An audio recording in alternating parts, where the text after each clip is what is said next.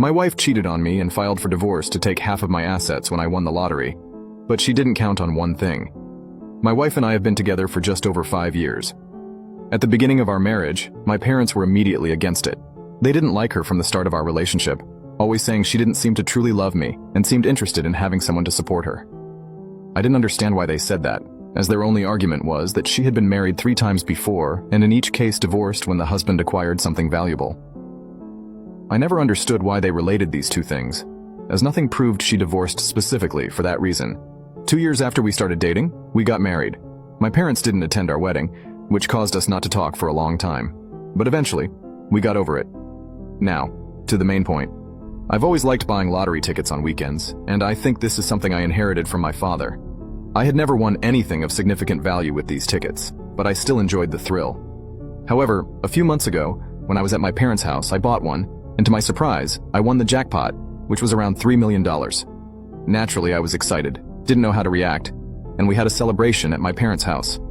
When I got home, I told my wife, and she was also happy, asking if I was sure, and I said yes. The next day, she disappeared. I sent several messages, and she didn't respond to any of them. A few days later, I received the divorce papers. When I told my parents, they basically scolded me, saying they had warned me she would do this to me, as she did with others, but then they comforted me. However, there's a detail in this. In my country, you can only play the state lottery if you live in the state. Since I was at my parents' house, I used my mother's name to play the lottery, so technically the ticket belongs to her. My wife doesn't know this, and my mother said she would only cash it and give me the money when the divorce is finalized. Tomorrow is the divorce court, and she will finally discover that she won't see a penny of the money, and I am looking forward to it. Now you can watch the second part by pressing share and more. Part 2. My wife cheated on me and filed for divorce to take half of my assets when I won the lottery, but she didn't count on one thing. Yesterday, we finally had the divorce trial. She was boasting from the start, mocking me, saying how foolish I was to have believed her, knowing she had done the same to all her previous husbands and that now I couldn't do anything. I just laughed, said okay, and took my seat. The division of assets went smoothly.